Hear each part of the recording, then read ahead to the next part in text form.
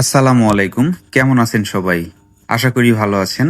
আমিও ভালো আছি। গত কয়েকদিন আগে বহলবাড়িতে গিয়েছিলাম ঘোরার জন্য। আর যে স্কুলটা দেখতে পাচ্ছেন এটা বহলবাড়ি প্রাথমিক বিদ্যালয়। এখানেই পড়াশোনা করেছি আসলে।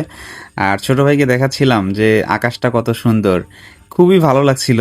অনেকদিন পরে নৌকাতে ঘোরা অন্যরকম একটা এক্সপেরিয়েন্স ছিল।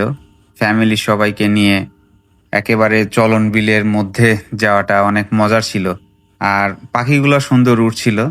আসলে এই জায়গাটা আমি এর আগেও অনেকবার এসেছি, কিন্তু ফ্যামিলিকে নিয়ে এভাবে আসলে যাওয়া হয়নি কখনো। আর খুবই মজা করছিলাম সবাইকে নিয়ে।